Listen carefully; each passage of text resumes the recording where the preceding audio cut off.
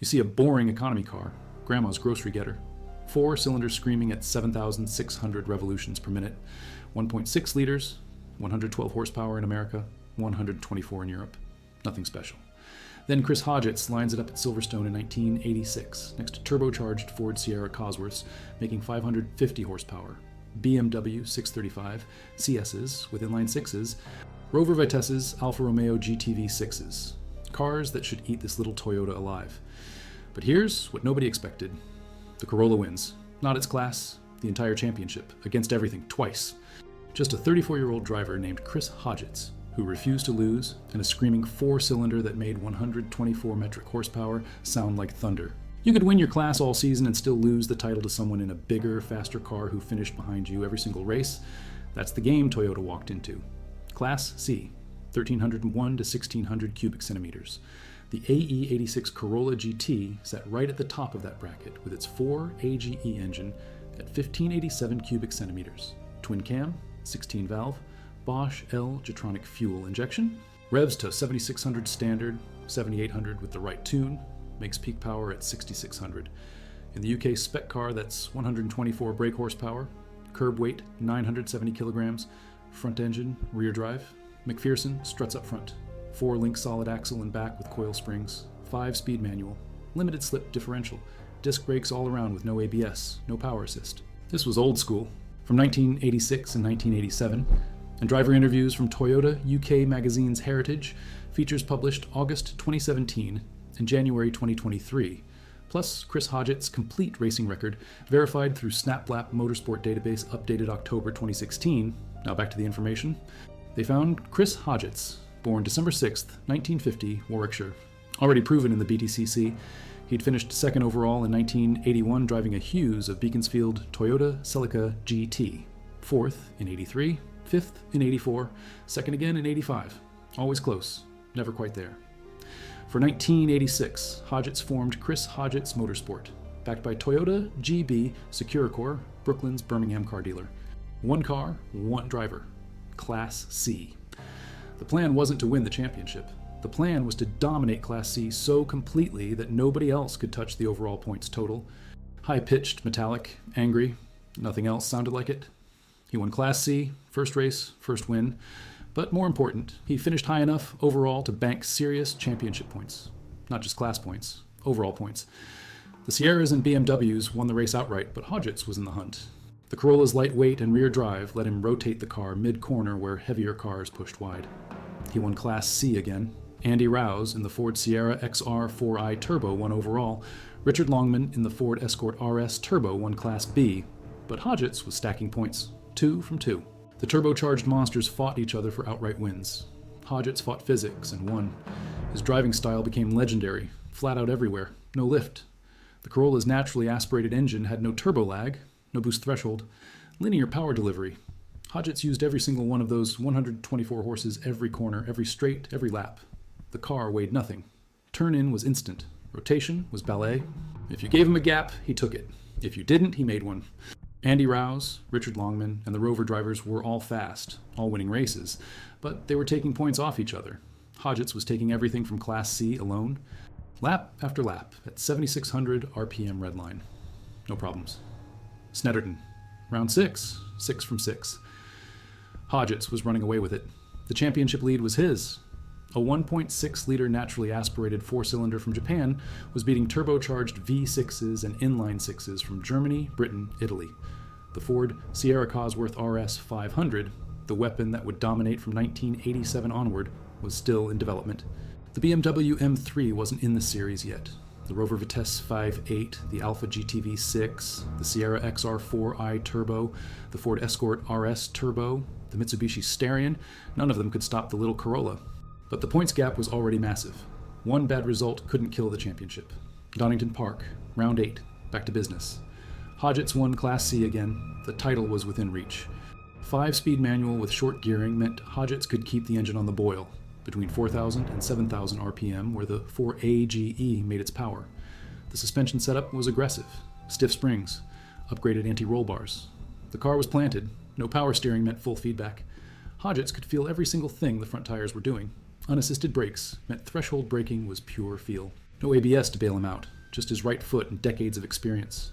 The limited slip differential put power down cleanly out of corners. While bigger cars spun their inside rear wheel, the Corolla hooked up and launched. He beat Andy Rouse in the Ford Sierra XR4i Turbo. He beat Richard Longman in the Ford Escort RS Turbo. He beat every single turbocharged high-displacement monster on the grid. 8 class wins from 9 rounds, 51 points. The next closest driver had 44. It wasn't even close. 124 horsepower against cars making 250, 300, 500. But touring car racing isn't drag racing. It's corners, braking zones, apexes, exit speed, consistency. The Corolla was a scalpel. The big cars were hammers. Hodgetts used the scalpel perfectly.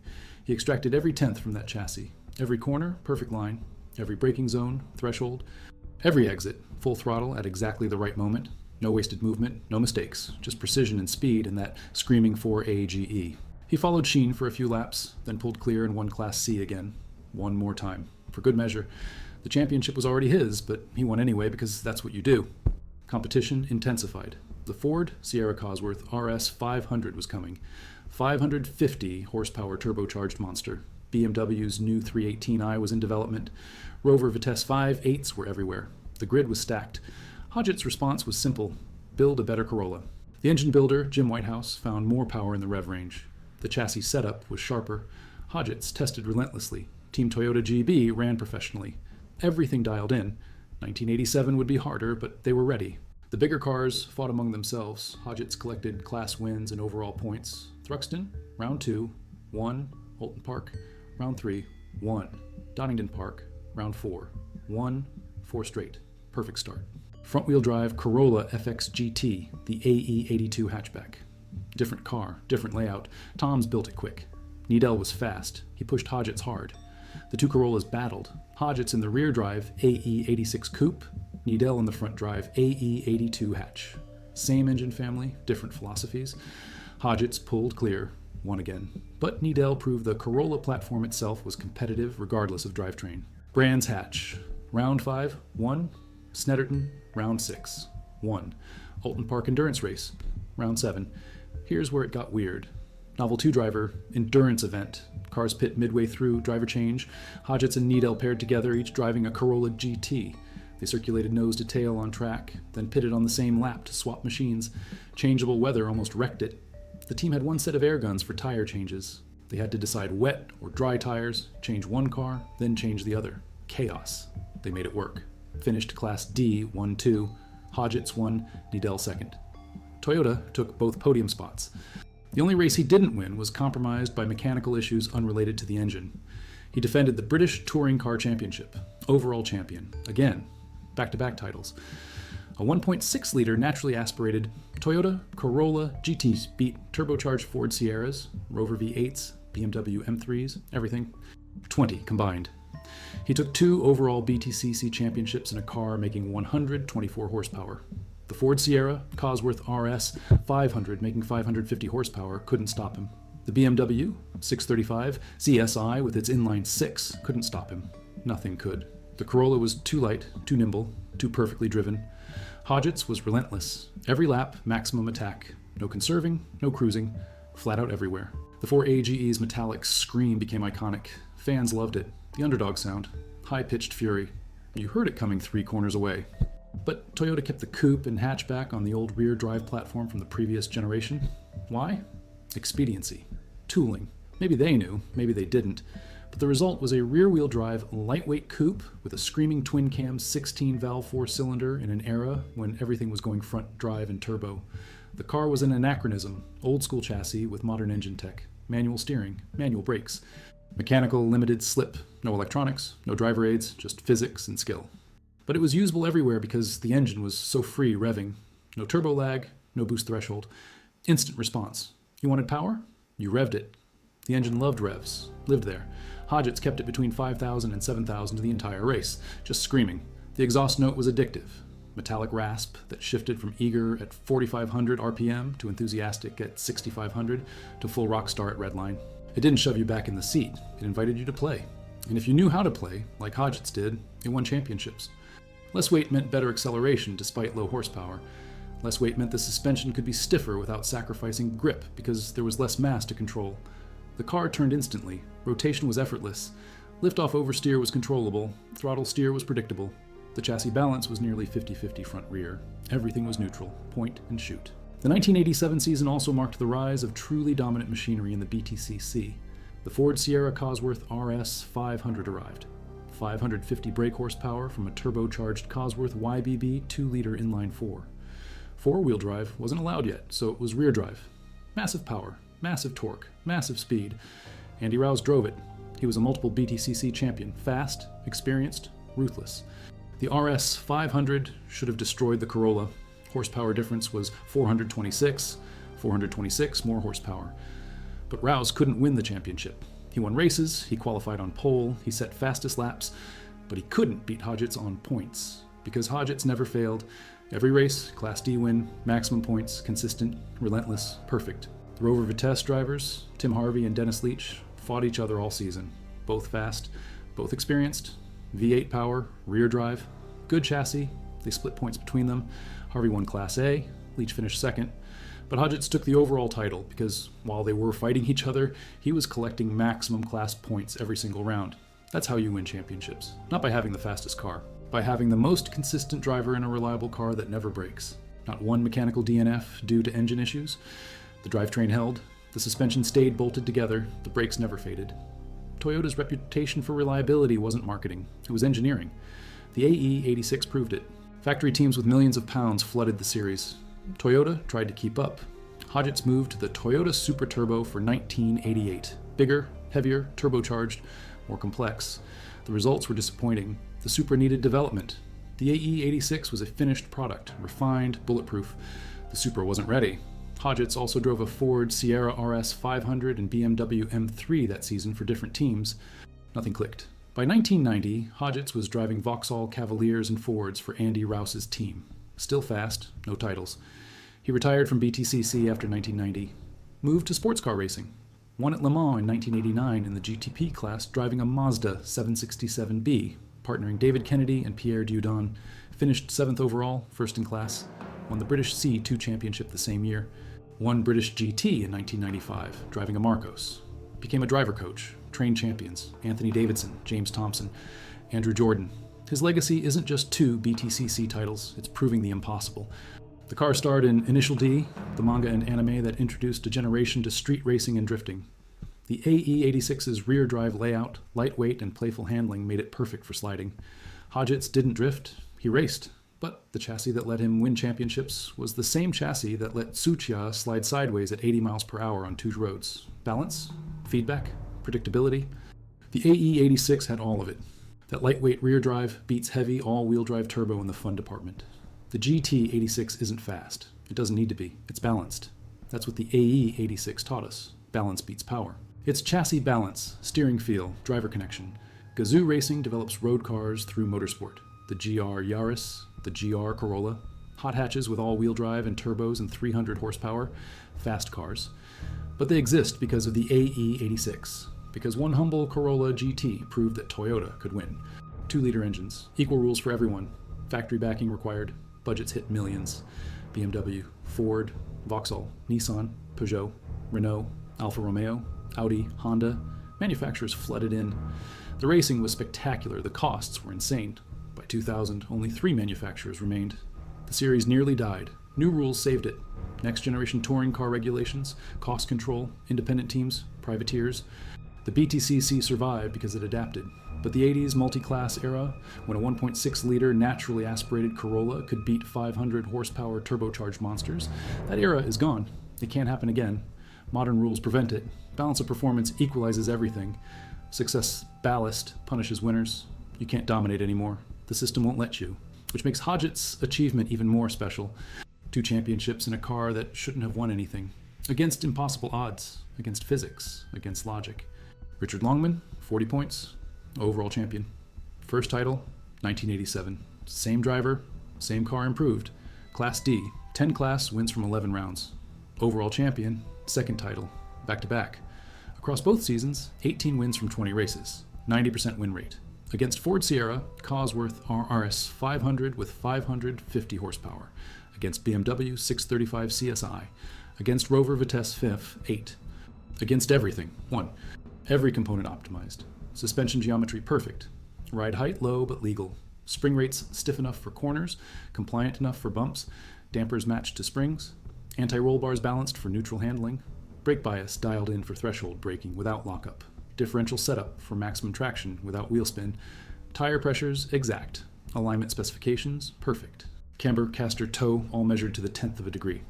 This wasn't money, this was obsession. They were about finishing ahead of your class rivals every single time. Don't fight the big cars. Let them race each other. Take your class win. Collect your points. Win the war, not the battle. That strategy worked because Hodgetts never made mistakes. No crashes, no spins, no mechanical failures. Just clean, fast, consistent laps for 2 full seasons, 18 wins, 2 championships. Legend. That 4 AGE at full chat. 7,600 RPM. Metallic scream. High-pitched, angry. Nothing else sounded like it. Modern turbocharged 4 cylinders sound muffled, restricted. The AE86 was raw, unfiltered, intake roar mixed with exhaust rasp. The TVIS variable intake system had butterfly valves that opened at high RPM, changing the intake runner length for better top-end power. You heard it activate. The note changed. The engine pulled harder. It was mechanical, visceral, real. No synthesizers.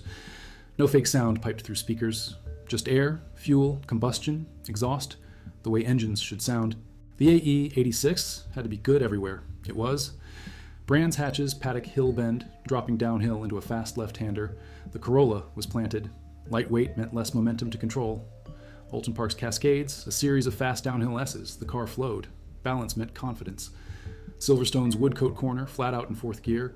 The little Corolla held its line against cars with double the horsepower. Donington's Craner curves, high-speed sweepers. The chassis was stable. Thruxton, Britain's fastest circuit. Long straights meant the Corolla gave up time on raw speed, but clawed it back in the corners. Snetterton's Russell chicane, tight and technical. The car rotated perfectly. Every circuit had different demands. The AE86 met all of them. No thermal management, no nitrogen inflation, just rubber on rims. The Corolla's lightweight was crucial here too. Less weight meant less stress on tires, less heat, more consistent grip. Heavier cars cooked their tires after a few laps. Grip dropped, lap times suffered. The Corolla's 970 kilograms stayed gentle on rubber, consistent lap times all race, no drop-off. While bigger cars struggled with tire deg, Hodgetts maintained pace, finished strong, won. Small gains everywhere. Added together, they made the difference. Toyota GB set it up for maximum traction without being too aggressive. The car could still rotate mid-corner, but wouldn't spin the inside wheel on exit. Perfect balance. Modern electronic diffs are smarter, but less predictable. The mechanical LSD was consistent. It did the same thing every time. Hodgetts trusted it. Never surprised him. Threshold braking was pure skill. No, lock the fronts too early, you understeer into the barrier. Lock the rears, you spin. The sweet spot was right at the limit. Maximum deceleration without lockup. Feel in the pedal. Pressure modulation. Hodgetts had decades of experience. He knew exactly how hard to press. Late braking was one of his strengths. Dive down the inside, outbrake the opponent, take the position. The Corolla's light weight helped. Less momentum meant shorter braking distances. Physics worked in his favor. They knew he wouldn't back down, but they also knew he wouldn't wreck you. Racing is about trust. Trusting yourself. Trusting your car. Trusting the other drivers won't do something stupid. Hodgetts had all three. That's why he lasted so long. That's why he won. Specialist. He could drive anything. Fast, for 24 hours, without mistakes. He won British GT in 1995. Multiple championship wins across different disciplines. He transitioned to driver coaching. Trained the next generation. His legacy isn't just his own success. It's everyone he taught after. The AE86 won the manufacturer's championship with 267 points. Beat BMW E30, BMW M6, Merkur XR4 Ti, Mazda 929, Holden Commodore, Mercedes 190, E2.316. Everything. John Smith drove it, won his class, proved the car wasn't just good in Britain, it was good everywhere. The formula was universal. Lightweight, rear drive, high revving engine, driver skill, win. Japan's Group A touring car racing. The AE86 competed there too. Different drivers, same car, same success. Tom's prepared cars for Japanese teams. The 4AGE engine was tuned differently for Group A rules. More power, 140 horsepower, 150 in race trim, still naturally aspirated, still screaming. The car won races, podiums, championships. The Japanese domestic market embraced the Hachiroku. It became a tuning icon. Aftermarket support exploded. Coilovers, turbo kits, engine swaps, wide-body kits, aero packages. The AE86 platform was so versatile that it could be anything. drift car, time attack car, drag car, rally car, road car, track car. The only limit was budget and imagination. Keiichi Tsuchiya's video Drift King, released 1987, featured him sliding in AE86 on mountain roads. Illegal, dangerous, spectacular. The video went viral before viral was a word. It spawned an entire subculture. Drift events, D1GP, Formula Drift, all born from those Touge battles and AE86s. The car's chassis made it perfect. Rear drive, manual steering, manual gearbox, handbrake. Simple, direct. You could feel everything. Initiate with clutch kick or handbrake or weight transfer. Control the slide with throttle and steering. Link corners, transitions. The AE86 rewarded skill, punished mistakes, no electronic crutches, just driver ability. That's why it's still the ultimate beginner drift car 40 years later. The protagonist, Takumi Fujiwara, drives a panda-colored AE86 Troino delivering tofu. The car is old, modified, fast. Takumi beats newer, more powerful cars using skill and road knowledge. Lancer Evolutions, Impreza WRXs, RX-7s. The manga ran until 2013. Anime adaptation aired 1998. Initial D introduced millions to the AE86, created a generation of fans. Prices skyrocketed from $2,000 to $20,000, $40,000 for perfect examples. The manga made the car immortal. Original cars command premiums. Chris Hodgett's actual championship-winning Corolla, if it exists intact, would be priceless. Museum piece, motorsport history. The car that proved horsepower isn't everything. The GR Yaris, launched 2020, is a rally homologation special. All-wheel drive. Turbocharged 3-cylinder, 268 horsepower. Tiny, light, fast. Built to win the World Rally Championship. The GR Corolla, launched 2022, is the hot hatch version. Same drivetrain. Hatchback body, 300 horsepower, manual transmission. It's everything the AE86 was, updated for modern performance. More power. More grip, more tech. But the core philosophy is identical. Lightweight relative to power, driver engagement, mechanical connection. No isolation, no numbness. You drive it, it responds. That's the AE86's legacy. Rear-wheel drive, manual transmission available, low center of gravity, balanced chassis, fun to drive. Not the fastest, not the most powerful, but pure, engaging. The spirit of the AE86 lives in every corner. You can feel it. The car wants to play.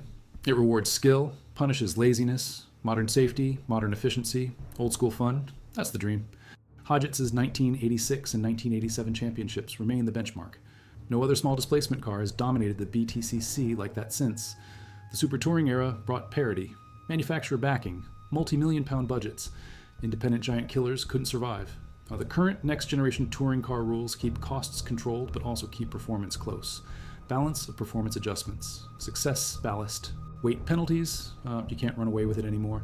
The series learned from the 80s. One team dominating is bad for racing. Close finishes sell tickets. Multiple winners per season keeps fans interested. Hodgett's era of domination killed itself. Success bred rule changes. But those 2 years, 1986 and 1987, when a little Toyota Corolla beat everything, those years stand alone. The engineering behind the 4AGE was sophisticated.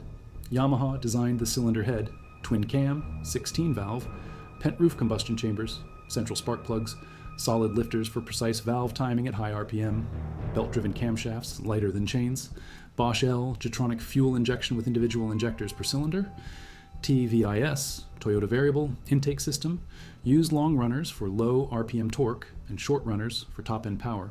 Butterfly valves switched at high RPM via vacuum actuation, no electronics, just mechanics. The engine pulled from 3,000 RPM to 7,800, usable everywhere. The transmission was a 5-speed manual. Ratios optimized for circuit use, short first for hairpins, taller fifth for straights, close ratios between for keeping the engine on boil. Shifts were mechanical, direct. Hodgett's was a master. Smooth shifts, perfect inputs every time. The AE86 had no telemetry, you drove by feel. The grid was full of different solutions to the same problem, going fast. Some worked better than others. The Corolla's philosophy, lightweight and driver engagement, proved superior, not just in 1986, again in 1987. 2 years, 2 titles. Proof of concept. Toyota GB provided parts, technical assistance, financial backing. But CHMS did the work. Setup, testing, strategy, execution. The mechanics were experienced. Fast pit stops, quick repairs, reliable preparation. Jim Whitehouse's engine shop built bulletproof motors. No failures. Every race weekend the car was ready, perfectly prepared. That's how you win championships. Not just driver talent, not just car performance, everything together. Team execution. Win the BTCC with a car nobody expected. They succeeded. Beyond expectations, not just class wins, overall championships. 2 of them. Seeing an AE 86 at full chat at Goodwood Revival or Silverstone Classic, hearing that 4 AGE scream again, it's time travel. Back to when racing was raw, when driver skill mattered more than data, when a small car could beat big cars if you drove it right. Strategy beat brute force. The Toyota Corolla GT, a boring economy car chassis with a screaming engine, won the British Touring Car Championship overall in 1986 and 1987. Against impossible odds, against logic, against everything the engineering textbooks said should happen. Chris Hodgetts drove it, Jim Whitehouse built it, Team Toyota GB and Chris Hodgetts Motorsport prepared it. Together they proved that racing isn't just about money or horsepower or technology, it's about execution, doing everything right, every time.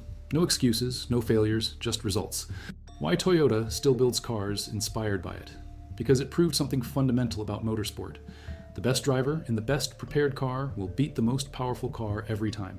Power is nothing without control. Speed is nothing without consistency. Talent beats technology. By the end of 1987, it would be legend. 2-time champion. Giant killer. Proof that boring sedans can embarrass supercars if you build them right and drive them better. Chris Hodgetts and Toyota GB rewrote the rules. They didn't break them. They just understood them better than everyone else. Overall champion. 1986, 1987, Toyota Corolla GT AE 86. 1.6-liter naturally aspirated 4-cylinder. 18 wins, 2 titles. That's not in a box of old magazines nobody reads. That's in the official record. Permanent. Undeniable. The boring Toyota sedan that embarrassed exotic monsters on European circuits. It happened. The receipts exist. The trophies sit somewhere gathering dust. The cars survive in museums and private collections and historic race grids. The story is real. The legend is fact. And nobody who watched those races, who heard that 4 AGE scream across Silverstone at 7,600 RPM, who saw Chris Hodgetts cross the line first in class for the 18th time in 20 races, nobody who was there will ever forget it. The little Corolla that could, and did, twice.